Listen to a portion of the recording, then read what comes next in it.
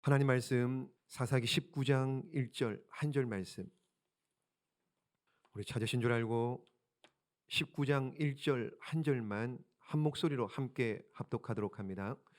이스라엘의 왕이 없을 그때에 에브라임 산지 구석에 거류하는 어떤 레위 사람이 유다 베들레헴에서 첩을 맞이하였더니. 아멘. 우리 한번 옆에 분들 보고 인사할까요? 예수님의 이름으로 사랑하고 축복합니다. 한 번 더 인사하겠습니다. 잘 오셨습니다. 잘 오셨습니다. 네. 우리나라 사회가 지금 여러분 아시는 것처럼 고령화 사회죠. 그러니까 고령화 사회가 되면서 문제 중에 하나가 뭐가 문제냐면은요, 치매. 여러분 아시는 것처럼 치매. 한 할머니가 택시를 탔습니다. 택시를 탔는데 한참을 가다가 택시 기사에게 물어요. 뭐라고 묻느냐? 기사 양반, 지금 어디로 가고 있나요? 내가 어디로 가자고 하던가요? 뭐예요? 그 할머니 치매 환자, 치매병에 걸려. 여러분, 또 운전자가 화들짝 그 얘기를 듣고 놀라며 말합니다. 누구세요? 할머니 언제 타셨나요? 그 운전기사도 치매입니다. 여러 기관에서 이 치매 예방법들이 많이 나오고 있는데, 우리나라에 이렇게 치매를 잘 이렇게 하는 연구하고 뇌를 연구하는 한 박사가 여러분 치매에 좋은 치료법을 개발했다고 합니다. 그게 뭘까요? 약을 개발했는데요. 그게 뭘까요? 그게 뭐냐면은 구약과 신약이랍니다. 성경을 주야로 읽고 들어서 마음과 내 속에 그 말씀을 이렇게 심는 것이 치매 예방의 최고의 방법이라는 것이죠. 여러분, 오늘 밤에 탁월한 선택을 하셨죠? 한 번 더 인사합니다. 옆에 분들 보고 인사합니다. 잘 오셨습니다. 한 번 더 인사합니다. 기도하고 응답 받읍시다. 자, 오늘 사사기의 마지막입니다. 사사기가 몇 장까지 있습니까? 21장까지 있습니다. 1장부터 16장까지 12명의 사사가 등장합니다. 그리고 17장부터 마지막 21장까지 두 가지 사건을 기록하고 있어요. 두 가지요. 17장, 18장 말씀에 보시면은 우리 지난주에 보았죠. 미가의 집이 우상을 섬깁니다. 거기에 레위인 한 명이 제사장이 되고 그 일이 나중에 단지파와 연결이 됩니다. 그러니까 무슨 얘기예요? 이스라엘이 전체적으로 영적으로 그렇게 많이 타락했음을 보여주는 사건이 17장에서 18장의 미가 집의 우상 숭배였습니다. 자, 그러면은 19장, 20장, 21장 세 장에 걸쳐 가지고 또 무슨 사건이 나오느냐? 레위인의 첩. 근데 더 문제는 입에 담기도 참 어려운 그 첩을 토막냅니다. 토막, 성경에 나오는 최초의 토막 살인 사건입니다. 여러분, 무슨 얘기예요? 도덕적으로요. 도덕적으로 굉장히 말할 수 없이 타락하고 부패했음을 보여주는 사건입니다. 그러니까 영적으로, 도덕적으로 이스라엘 사회가 완전히 타락해버렸다라는 것을 사사기 마지막 부분에 설명해 주고 있는데요. 그렇다면은 레위인의 첩 토막 사건이 어째서 일어났느냐? 1절 한번 우리가 읽었지요. 보십시오. 이스라엘의 왕이 없을 그때에 에브라임 산지 구석에 거류하는 어떤 레위 사람이 유다 베들레헴에서 첩을 맞이하였더니. 자, 여러분, 레위인이 첩을 두었대요. 뭔가 지금 시작부터 이상하죠. 레위인이 첩을 두었다. 사실 이 시대에 여러분 첩을 두는 거 별 문제가 안 됩니다. 아브라함 첩 있었잖아요. 사라가 본처였죠. 하갈도 있었죠. 그두라도 있었죠. 첩 있습니다. 그냥 별 문제가 안 됩니다. 그런데 문제는 누가요? 레위 사람이 첩을 둔 겁니다. 레위 사람이. 자, 레위기를 보면은요, 레위 사람에 대한 규정이 나옵니다. 레위인은 이렇게 해야 된다라는 규정이 나오는데, 그 중에 레위기 21장 말씀해 보시면은요, 시작. 그들은 부정한 창녀나 이혼당한 여인을 취하지 말지니 이는 그가 여호와 하나님께 거룩함이니라. 아멘. 레위인은 창녀와 결혼하면 안 됩니다. 이혼당한 여인, 그러니까 결혼했던 여인과 결혼하면 안 됩니다. 이게 레위인의 규정입니다. 그런데 레위인이 첩을 두었어요. 뭔가 지금 시작부터 뭔가 이상하죠. 자, 그런데 무슨 일이 나느냐? 근데 2절 한번 볼까요? 시작. 그 첩이 행음하고 남편을 떠나 유다 베들레헴 그의 아버지의 집에 돌아가서 거기서 넉 달 동안을 지내매. 아멘. 첩이 행음하고 남편인 레위 사람을 떠나서 유다 베들레헴 그의 아버지 집, 그러니까 친정에 간 거예요. 자, 이렇게 지도를 한번 보면은요, 레위 사람이 어디 사느냐? 여기 위에 에브라임 산지에 사는데 그 첩의 집이 어디냐? 어디라고요? 베들레헴. 여기 밑에 있는 베들레헴. 베들레헴 집으로 간 거예요. 가서 넉 달 동안 지내는데, 근데 그 레위인이 그 첩을 데리러 그냥 가면 그냥 내버려 두지, 뭐 이렇게 또 데리러 가요. 또 첩인데 그냥 데리러 갑니다. 뭐 왜 데리러 가겠습니까? 데리고 오려고, 다시 데리고 오려고 베들레헴 처갓집으로 갔습니다. 가서 장인에게 여차저차해서 이렇게 다시 데리러 왔으니 같이 가서 잘 살겠습니다. 뭐 이렇게 얘기를 했겠죠. 그랬더니 장인이 좋다. 그러면 가긴 가는데 바로 가지 말고 며칠 머물다 가라. 내가 좀 쉬었다 가라. 읽어보면 그런 얘기예요. 그래서 며칠을 레위인이 처갓집인 베들레헴에서 며칠 머뭅니다. 근데 가야 되겠는 거예요. 가야 되는 거예요. 레위인이니까는요. 에브라임 산지로 자기 집으로. 근데 떠나오는 날이 언제냐 하면은요, 저녁이에요. 해질 때입니다. 해질 때. 자, 여러분 보십시오.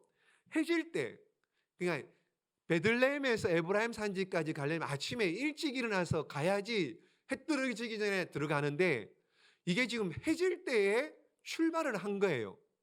그러니까는 가다가 해가 진 거예요. 어두워진 거예요. 더 이상 갈 수가 없는 거예요. 가다가 그래서 어떻게 해요? 하룻밤 자고 가야지 그러면서 잘 곳을 택하고 머문 곳이 어디느냐? 여기 별표의 베냐민 땅 기브아에 들어가는 겁니다. 베냐민 땅 기브아. 자, 기브아. 근데 문제는요, 그날 밤에 일이 터진 거예요. 그날 밤에 일이 터진 겁니다. 자, 19장 다 읽을 시간은 없고요. 22절 한번 볼까요? 19장 22절 말씀. 자, 읽습니다. 시작. 그들이 마음을 즐겁게 할 때에 그 성읍의 불량배들이 그 집을 에워싸고 문을 두들기며 집주인 노인에게 말하여 이르되 내 집에 들어온 사람을 끌어내라.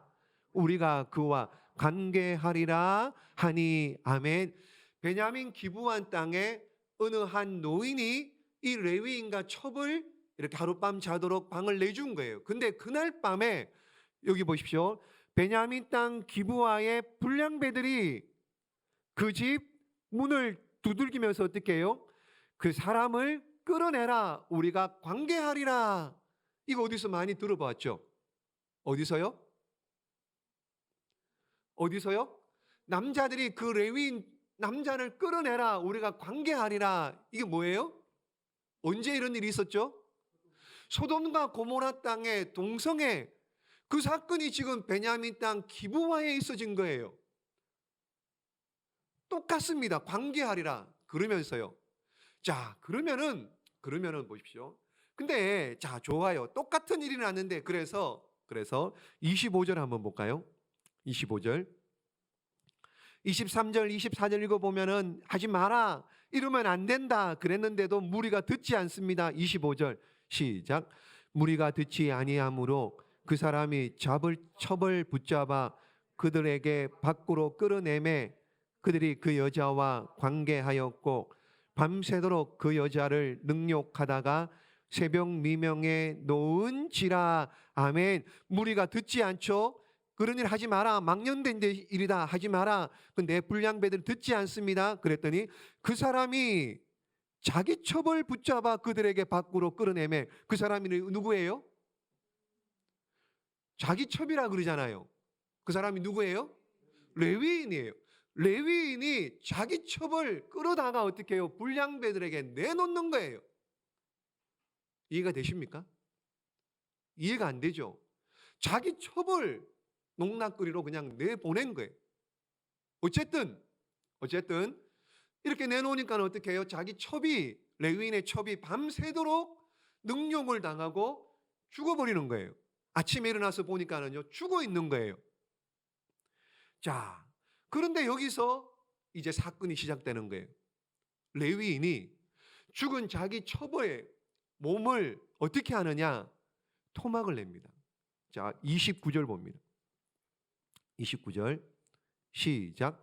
그 집에 이르러서는 칼을 가지고 자기 첩의 시체를 거두어 그 마디를 찍어 12덩이에 나누고 그것을 이스라엘 사방에 두루 보내매. 아멘. 12토막을 내서 이스라엘 사방, 그러니까 12지파, 자, 그러니까는 이스라엘 지파에게 보냈다, 이런 얘기입니다. 이게 무슨 얘기예요? 왜 보냈죠? 이스라엘 땅에 11지파, 12지파 왜 보냈죠? 너희도 이렇게 될 거야. 이렇게. 너희도 이렇게 쪼개질 거야. 뭐 이렇게 공갈 협박한 거예요. 여러분 레위인 잘 보십시오. 아주 악한 선동을 하고 있습니다. 그렇죠? 여러분 하나님의 사람은 어디서든 선동하면 안 됩니다.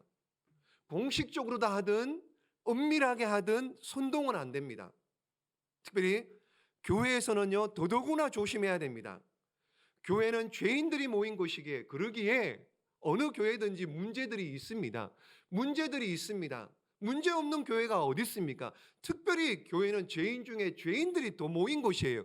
그러니 문제가 있죠. 그런데 그 문제를 해결하려고요, 여러분 선동하고 충동질하면은요 전체가 무너져요. 게다가 선동하고 충동질한 사람 책임을 져야 되는 거예요. 여러분 레위인 한 사람의 이 선동과 충동질이 어떤 결과를 가져오느냐? 굉장히 심각한 일이 납니다. 12토막을 내서 보냈죠. 지금부터요, 그 12토막을 그 한 토막씩 받은, 그러니까 베냐민 지파 말고 11지파가요 모입니다. 이게 세상의 이스라엘 역사에 이런 일이 없었는데, 그러면서요 모입니다. 연합합니다. 연합해서 어떻게 해요? 11지파가 연합하고요, 베냐민 한 지파와 싸워요. 내전이 일어납니다. 전쟁이 일어납니다. 전쟁이. 이 일로 말미암아서 전쟁이 일어납니다. 사실 여러분 연합군 11지파가 모여서 베냐민 지파 기브안 땅에 가서 불량배 내놔라. 불량배. 그러면 불량배 몇 사람만 손을 보든지 죽이든지 하면은 이 일은 끝납니다. 근데 베냐민 지파가 그 불량배를 내놓지 않아요. 내놓지 않습니다. 한번 붙어보자. 한번 싸워보자. 이래서요 11지파하고 한 지파 베냐민하고 전쟁이 일어나요. 이스라엘 지파 안에서 내전입니다. 3번에 걸쳐서 전쟁을 합니다. 1차, 2차 전쟁, 첫 번째, 두 번째는 베냐민 지파가 이겨요. 근데 세 번째 지파예요. 세 번째 전쟁에서요 베냐민 지파가 완전히 전멸, 베냐민 한 지파가 완전히 전멸됩니다. 없어질 정도로. 근데 하나님께서 600명만 살려둡니다. 남자 600명만 살려둡니다. 그리고는 모든 베냐민 지파 사람들 다 죽습니다. 다 죽어요. 자, 한 지파가 완전히 송두리째 그냥 없어질 뻔했습니다. 하나님께서 아시고는요 베냐민 지파를 존속 계속 대를 이어야 되겠기에 600명만 살려둡니다. 600명. 그 중에 나중에요 600명 중에 한 사람이 후손으로 태어나는 그 사람이 누구냐? 장차 이스라엘의 첫 번째 왕이 되는 사울 왕이 베냐민 지파예요. 베냐민 지파예요. 그러니 여러분 잘 생각해. 사울 집안이 그렇게 전멸당하다가 겨우 600명 살고 600명으로 이어진 지파입니다. 그러니 그 마음에 얼마나 상처가 많았겠습니까? 그러니까는 다윗과 그런 관계, 다윗을 죽이려고 하고 이런 일들이 이해가 되는 거예요. 이해가. 자, 사랑하는 여러분, 이것이 선동하고 충동질한 결과입니다. 죽이기는 쉬워요. 살리기는 어렵습니다. 여러분, 깨뜨리는 거요, 부수는 거요, 이거 쉽습니다.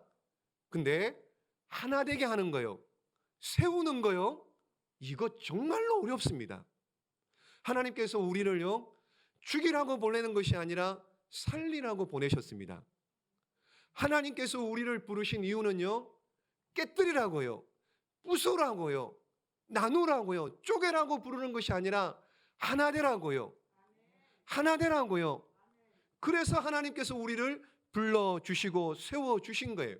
그러므로 사랑하는 여러분, 어디를 가든지요, 무엇을 하든지요, 어느 단체든지 죽이는 자 되지 마시고 살리는 자 되시기를 주님의 이름으로 축복합니다.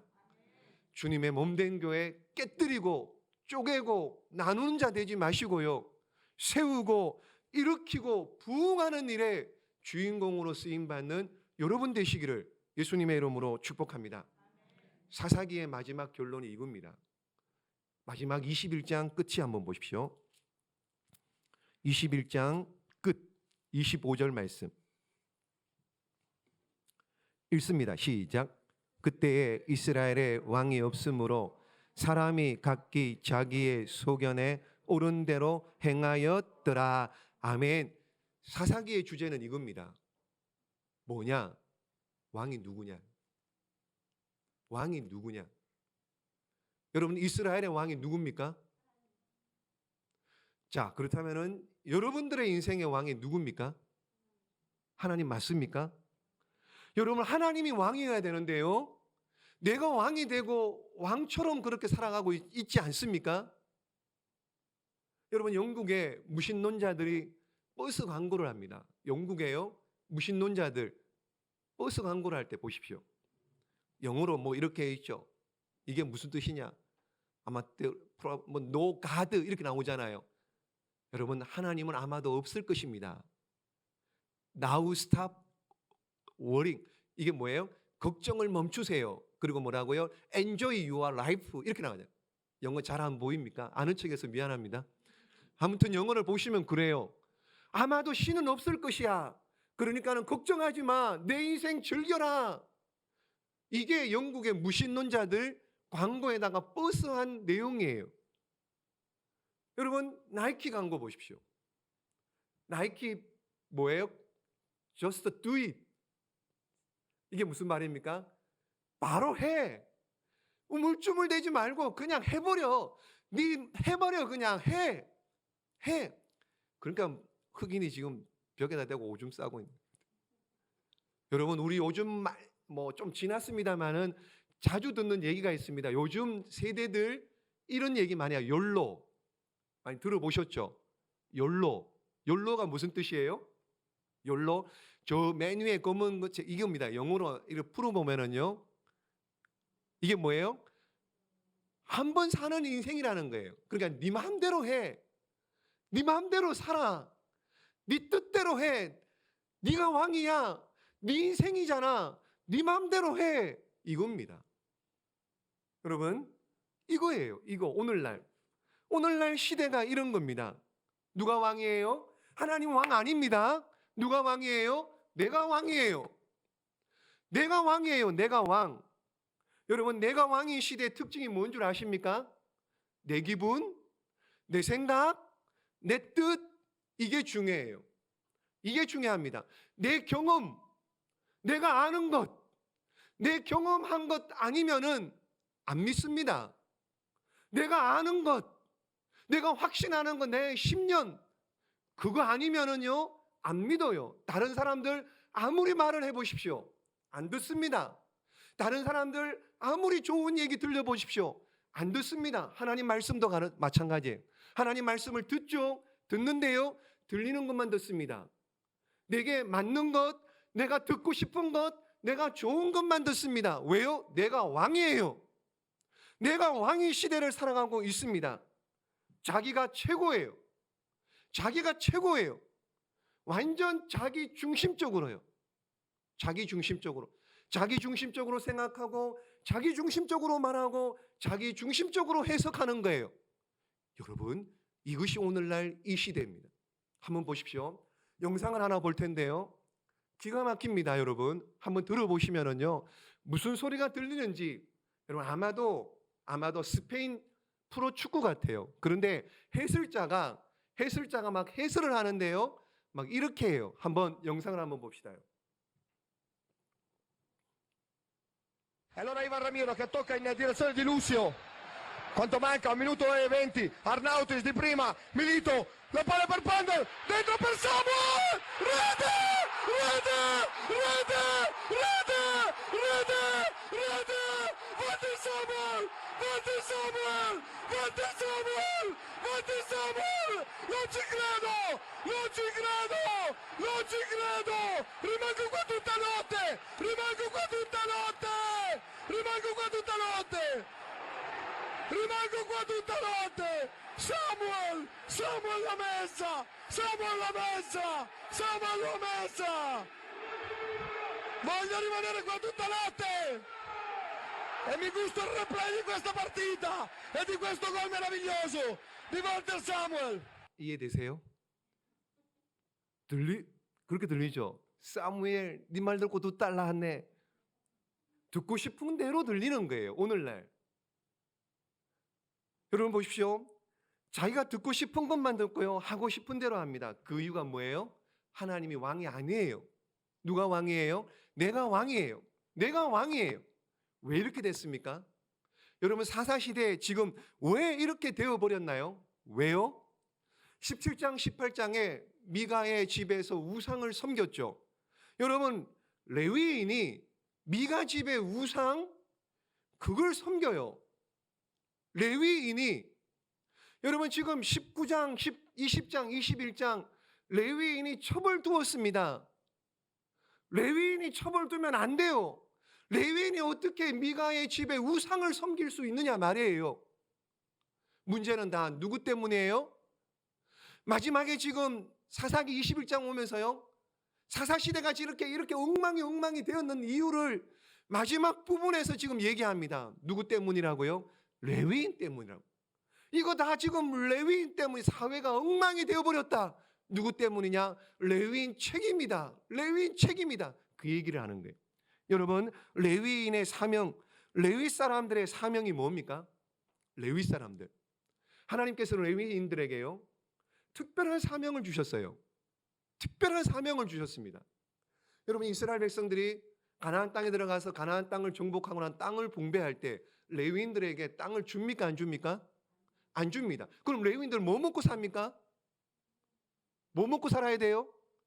자, 레위인들은 이스라엘에 48개 성읍이 있는데 48개 성읍에 나누어져서요. 뭘 해야 돼요? 뭘 해야 됩니까? 제사장은 뭐 합니까? 하나님 말씀을 가르쳐야 되고요. 율법을 가르쳐야 되고요.